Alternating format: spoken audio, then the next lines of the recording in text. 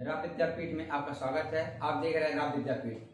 जैसे कि हम केमिस्ट्री में 2 वीडियो अपलोड कर चुके हैं, तीसरा वीडियो है। आज हम पढ़ेंगे रासायनिक समीकरण को हम लिखते कैसे हैं।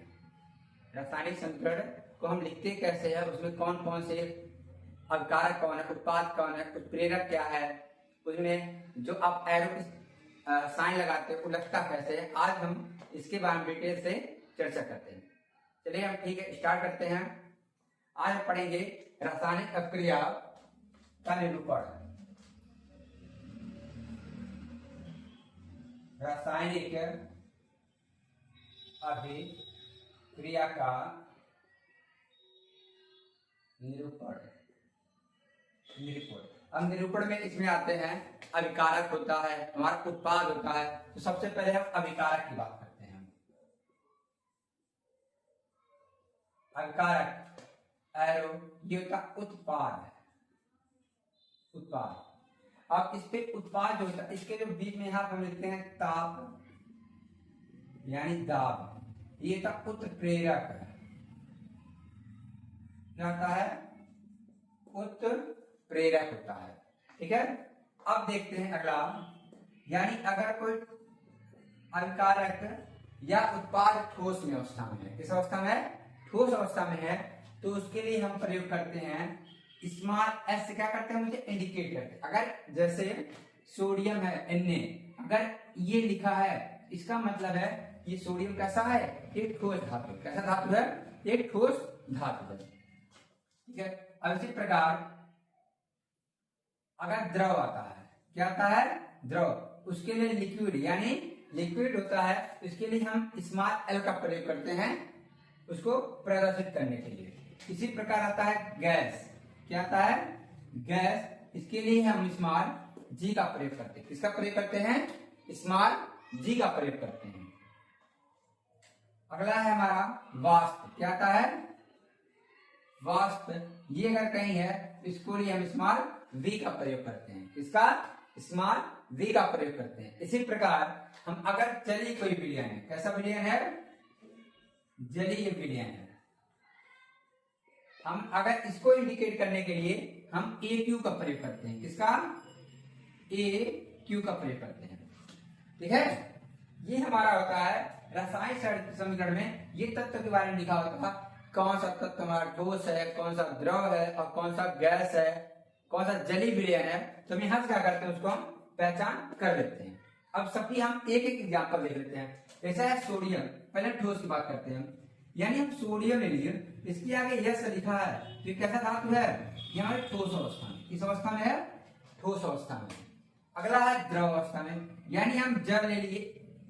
जल ये होता है लिक्विड, यानी हम अगर इसको आगे ऐसे लिखा है, यानी किस अवस्था में है? ये द्रव अवस्था में। किस अवस्था में है?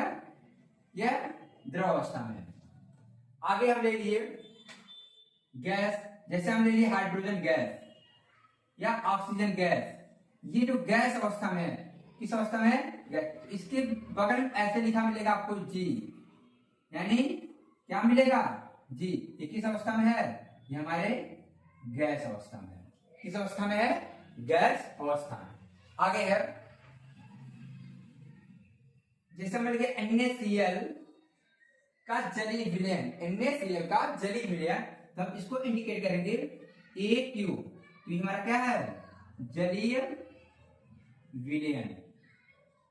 क्या है? जलीय विलयन। इसी तरह वाष्प अगर आता है, क्या आता है? वाष्प, यानी ऑक्सीजन वाष्प या कार्बन डाइऑक्साइड का वाष्प। अगर कोई वाष्प, क्या है? वाष्प, जैसे मान लीजिए वायु है। हाँ, वायु है। वायु क्या है? अगर ये वाष्प फॉर्म में है, किसमें है? वाष्प, तो हम इसको V से इंडिकेट करते हैं। क्या है? वाष्प। ठीक है, ये बहुत इतनी सारी चीजें बातें हमें क्या करना पड़ता है? ध्यान में रखना पड़ता है। कौन तत्व कैसे है, तो हम पहचान लेते हैं कि अगर यस लिखा है तो ठोस है, अगर स्मॉल जी लिखा है तो गैस है, अगर स्मॉल एल लिखा हुआ है तो वो क्या है? हमारा लिक्विड फॉर्म है, यानी द्रव अवस्था है। ठीक है, और कुछ चीजें हैं।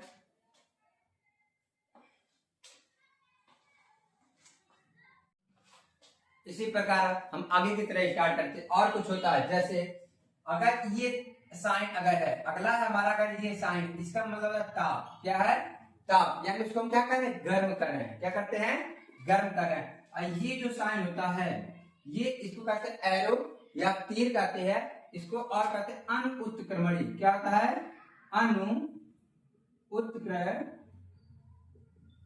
अनुत्क्रमणी होता है। अनुत्क्रमणी मतलब जैसे अगर एक बार यानी सोडियम प्लस क्लोरीन बनके, यानी सोडियम क्लोरीन हमने बार इसको बना दिए, यानी रिएक्शन करवा के हम नमक बना दिए। क्या बना दिए? नमक। यानी ये नमक बन गया, दोबारा ये इधर नमक से सोडियम और क्लोरीन को हम अलग नहीं कर सकते हैं। क्या नहीं कर सकते हैं? सोडियम और क्लोरीन से, यानी नमक में से हम सोडियम क्लोरीन को अलग नहीं कर सकते हैं। यानी ये जो साइन होता है ये अनुत्क्रमणीय होता है। कौन सा होता है? अनुत्क्रमणीय। जैसे अगर आप गन्ने के रस से सिरका बना दिए तो सिरके से दोबारा गन्ने का रस नहीं प्राप्त कर सकते। या आप केवल दूध से अगर पनीर फाड़ दिए तो क्या पनीर से अगर दोबारा दूध मिला कन्वर्ट कर पाएंगे? नहीं। यानी ये हमारा होता है अनुत्क्रमणीय। क्या होता है? अनुत्क्रमणीय। ये जो साइन होता है, यानी इधर से एक इधर से, यानी हाफ एरो इधर हाफ एरो इधर, ये जो होता है हमारा उत्क्रमणीय होता है। क्या होता है? उत्क्रमणीय। क्या होता है? उत्क्रमणीय। अब जो उत्क्रमणीय होता है, उत्क्रमणीय से होता है कि अगर हम जल को ठंडा करके बर्फ बना दिए हैं तो बर्फ से दोबारा हम जल बना सकते हैं। क्या बना सकते हैं? बर्फ से दोबारा हम जल बना सकते हैं। जैसे अगर जल है, जल को क्या किए हम? ठंडा किए। ठंडा किए तुम्हारा क्या बन गया? बर्फ। फिर हम बर्फ को अगर ठंडा करेंगे, क्या करेंगे? ठंडा करेंगे। यानी यहाँ उत्क्रमणीय का हम साइन लगा देते हैं। अगर हम क्या किए? इसको दोबारा ठंडा किए, यानी अगर हम ठंडा किए तो हमारा बर्फ बन गया। फिर दोबारा हम गर्म किए। क्या किए? गर्म। तो हमारा क्या बन जाएगा? ये जल बन जाएगा। इसी को कहते हैं उत्क्रमणीय। क्या कहते हैं? उत्क्रमणीय। यानी अपनी प्रारंभिक अवस्था से आखिरी अवस्था में, फिर आखिरी अवस्था से प्रारंभिक अवस्था में हम आ जाते हैं। ठीक है, आगे की तरफ हम देखते हैं समीकरण को हम लिखते कैसे हैं। समीकरण होता क्या है और समीकरण को हम लिखते कैसे हैं। तो हमारा है रासायनिक समीकरण। क्या है? रासायनिक समीकरण।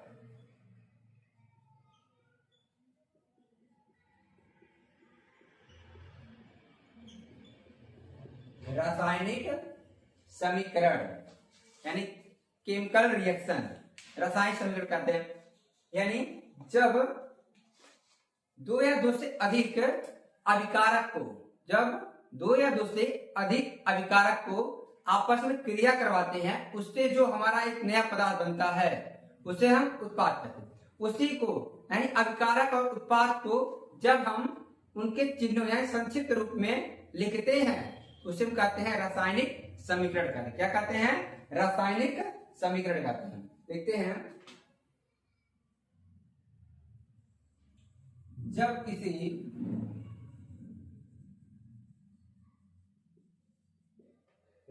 किसी अक्रिया में उसमें भाग लेने वाले अभिकारक, यानी उसमें भाग लेने वाले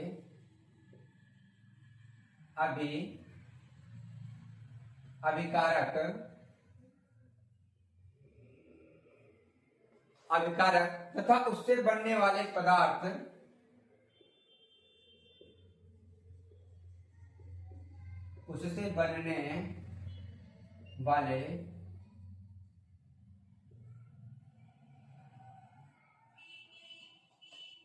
को चिन्हों के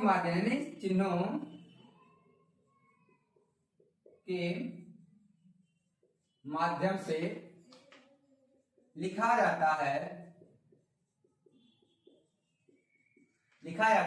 उसे हम रासायनिक समीकरण कहते हैं। क्या कहते हैं? रासायनिक समीकरण कहते हैं। जैसे हम ले लीजिए Na+Cl, क्या ले लीजिए? Sodium plus chlorine. तो हम एरो, ये हमारा बनेगा NaCl, यानी सोडियम क्लोराइड। ये हमारा दोनों क्या बन गया, अभिकारक। क्या बन गया, अभिकारक। ये हमारा क्या है, उत्पाद। क्या है, उत्पाद। ये हमारा उत्पाद है। अब देखिए, यानी एक तत्व सोडियम, तो सोडियम को हम ऐसे नहीं लिखेंगे कभी ना, सोडियम प्लस क्लोरीन, ये बनेगा सोडियम क्लोराइड। इतना बड़ा हम है लिखेंगे। हम इसको संक्षिप्त में लिखने के लिए हम इसका लिख लेंगे सोडियम, और क्लोरीन को लिख लेंगे Cl, और सोडियम क्लोराइड को लिख लेंगे NaCl। सोडियम क्लोराइड का लिख लेंगे NaCl। यानी इसी को अभिकारक और उत्पाद को उनके संक्षिप्त रूप में उनके चिन्हों के द्वारा क्या करते हैं, प्रदर्शित करते हैं। क्या करते हैं, प्रदर्शित करते हैं। यानी इसी को हम कहते हैं रासायनिक समीकरण। क्या कहते हैं, रासायनिक समीकरण। ठीक है, आगे की तरफ देखते हैं। अगला टॉपिक है हमारा रासायनिक समीकरण लिखने की विधि। क्या है, रासायनिक समीकरण लिखने की विधि। रासायनिक समीकरण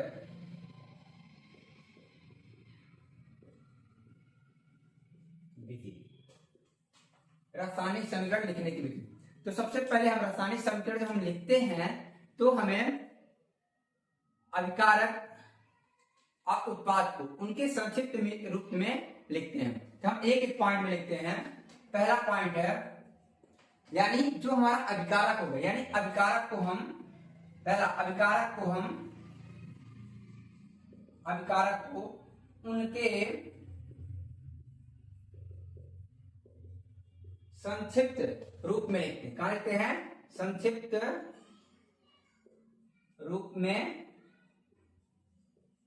लिखते हैं। अभिकारक कैसे लिखते हैं, उनके संक्षिप्त रूप में लिखते हैं। आगे की तरफ दूसरा, यानी दो अभिकारक के बीच कितना, जैसे सोडियम, तो हमारा हो जाएगा NaCl, Na हो जाएगा।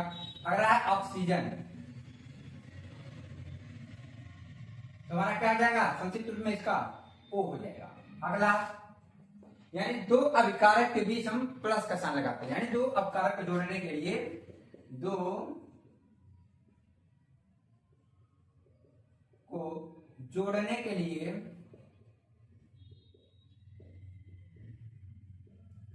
लिए प्लस का साइन लगाते हैं। किसका साइन लगाते हैं, प्लस का साइन लगाते हैं, प्लस का चिन्ह लगाते हैं, ठीक है। अगला है पॉइंट, उसके बाद हम अभिकारक से उत्पाद की तरफ जाते समय, कहां पे, अभिकारक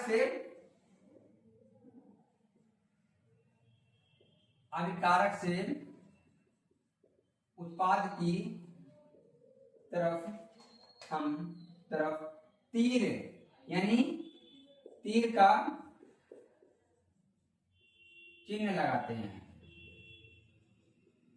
किसका लगाते हैं, अभिकारक से उत्पाद की तरफ जाते समय हम तीर यानी एरो का साइन लगाते हैं। ठीक है, बस इतना बात हमें ध्यान रखना है। ठीक है, जैसे एग्जांपल देखते हैं। मान लीजिए हम एग्जांपल लेते हैं H2O प्लस O2, यानी एक अभिकारक यह, एक अभिकारक यह, यानी इन दोनों को जोड़ने के लिए हम किसका साइन लगा रहे हैं, प्लस का। किसका साइन लगा रहे हैं, प्लस का। अब हम जब ये रिएक्शन करेंगे हम लगाते हैं एरो का साइन। हम अब जाएंगे उत्पाद की तरफ, ये बनेगा हमारा जल बनेगा। क्या बनेगा, ये हमारा जल बनेगा। यानी दो अभिकारक को हम दर्शाने के लिए, यानी दोनों को दर्शाए हैं, उनके बीच प्लस का साइन लगाए हैं। किसका साइन लगाए हैं, प्लस का। जब हम अभिक्रिया यानी रिएक्शन किया तो आगे एरो लगा दिए, हमारा क्या बना, उत्पाद, यानी हमारा ये जल है। क्या है, जल है। अब इसको हम संतुलित कर लेते हैं। यहाँ ये 2 है तो 2 लगा दो, 2 दूनी 4। अब ऑक्सीजन में 2 हो गया, यहाँ 2 लगा दी, अभी दोनों बराबर हो गया। ठीक है, ये हमारा है। इतना हमें समीकरण लिखने के लिए इतना 3 टॉपिक पर ध्यान देना है। ठीक है, हाँ, एक अगला इसमें है अगर कहीं पे यस लिखा है, यल लिखा है, जी लिखा है, तो आपको वहां पे बताएगा कि हम द्रव अवस्था में है, कि हम गैस अवस्था में है, कि हम जलीय विलयन है, कि हम किस अवस्था में है, तो वहां पे वो बता देगा। ठीक है, चलिए आगे देखते हैं। आगे हमारा समीकरण को संतुलित करना। अब हम देखते हैं समीकरण को कैसे संतुलित करते हैं। तो सबसे पहले समीकरण को संतुलित करने के लिए यानी दिए गए समीकरण से तत्वों को दो भागों में करते हैं, बांट देते हैं, यानी एक अभिकारक और एक उत्पाद। यानी समीकरण को कितने भागों में? दो भागों में बांट देते हैं। दो भागों में करते हैं, बांट लेते हैं। यानी अगला, यानी जो अभिकारक वाला भाग होता है उसमें कहते हैं दायां पक्ष, यानी जो अभिकारक है, यानी अभिकारक है गया हमारा उत्पाद। यानी इसको हम कहेंगे LHS, यानी ऐसे कहेंगे RHS, इसको कहेंगे हम दायां पक्ष, इसको कहेंगे हम बायां पक्ष। यानी जो समीकरण दिया रहेगा उसको हम दो भागों बराबर भागों में बांट लेते हैं। यानी एरो के पहले वाले अभिकारक होता है उसको हम कहते हैं LHS, और जो एरो इधर का होता है यानी RHS, यानी राइट हैंड साइड या दायां पक्ष। दो पक्षों क्या करते हैं? भाग बांट लेते हैं। फिर अगला पॉइंट है बांटने के बाद, तो उसमें जितने तत्व हैं सबकी हम क्या ज्ञात कर लेते हैं? संख्या ज्ञात कर लेते हैं। यानी अभिकारक और उत्पाद की संख्या, यानी अभिकारक और उत्पाद में उपस्थित तत्व की संख्या लिख लेते हैं। संख्या लिख लेते हैं, यानी अभिकारक और उत्पाद जितने भी संख्या उनकी रहेगी क्या करेंगे? उनको हम लिख लेते हैं। ठीक है, जैसे एग्जांपल में, जैसे अभी हम H2 प्लस O2 ये ले लिए, यानी हमारा बना H2O। क्या बना? H2O। तो हम अब लिखेंगे यहाँ पे हाइड्रोजन की संख्या कितनी है? यहाँ लिखा है 2, तो हाइड्रोजन की संख्या कितनी है बाबू? यहाँ पे यहाँ 2 है। और ऑक्सीजन की संख्या कितनी है? 2 है। उसके बाद इधर भी यही क्रिया कर लेते हैं, हाइड्रोजन की संख्या 2 और ऑक्सीजन में देखिए यहाँ इसके आगे पीछे कुछ नहीं, ये जो 2 लिखा है ये किसका है? हाइड्रोजन का है। यहाँ पे कुछ नहीं है तो हम क्या करेंगे? इसकी संख्या कितनी जाएगी? 1 हो जाएगी।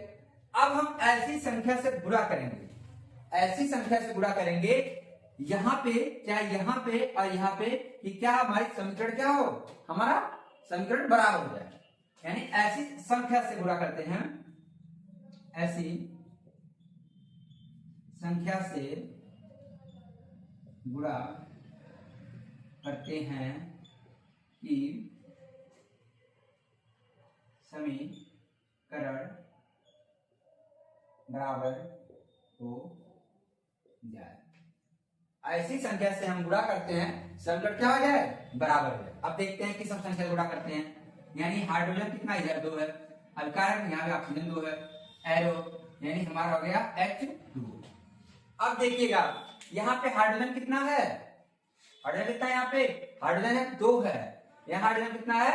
2 इधर, यानी इधर भी हाइड्रोजन है, इधर दोनों हाइड्रोजन हमारे क्या है? अभिकारक उत्पाद में दोनों हमारे हाइड्रोजन की संख्या क्या है? बराबर है। यानी हाइड्रोजन की संख्या बराबर है। फिर हम ऑक्सीजन को देखते हैं, अभिकारक में ऑक्सीजन इधर की संख्या कितना है? 2 है, और इधर कितना? ऑक्सीजन की संख्या 1 है। यहाँ पे 2 है, यहाँ पे 1 है, तो दोनों क्या आपस में बराबर नहीं है। बराबर होने का मतलब अगर इधर भी 2 है, इधर भी ऑक्सीजन कितना होना चाहिए? 2 ही होना चाहिए। ठीक है, तो अब देखते हैं यहाँ पे तो ऐसी संख्या के यहाँ गुणा करेंगे हम, चाहे इधर गुणा करेंगे, कि क्या आ जाए? दोनों हमारा बराबर हो जाए। क्या आ जाए? बराबर। अब सोचिए अगर यहाँ पे 2 लिखा है, कितना लिखा है? हाइड्रोजन 2 है, ऑक्सीजन यहाँ पे 1 है। अगर हम यहाँ 2 का गुणा करें, किसका गुणा कर दे? 2 का कर दे तो संख्या हमारी क्या हो जाएगी दोनों तरफ बराबर। अब यहाँ हम 2 का गुणा कर दिए तो देखेंगे हाइड्रोजन कितना हुआ 4, ऑक्सीजन कितना हो गया 2। अब देखिए यहाँ पे जैसे हम 2 का गुणा किए तो हाइड्रोजन की संख्या क्या हो गई उसकी डबल हो गई, यानी पहले था 2, बाद में कितना हो गया 4 हो गया, लेकिन ऑक्सीजन हमारा आगे इतना। अब यहाँ इधर देखते हैं, अब यहाँ पे अगर हमें यहाँ 2 है यहाँ 4, यानी 2 का गुणा हम इधर भी करेंगे तो हमारा क्या जाएगा, अब यहाँ पे ये हो गया हमारा हाइड्रोजन का 2 दूना 4, ये 4 हो गया और ऑक्सीजन क्या हो गया 2। अब देखिए हमारा समीकरण क्या हो गया, ये बराबर हो गया, क्या हो गया बराबर। तो इस तरीके से हम समीकरण क्या करते हैं बराबर करते हैं, इस तरीके से समीकरण क्या करते हैं हम बराबर करते हैं। ठीक है, अब आगे हम आपको प्रैक्टिस करवाते हैं। ठीक है,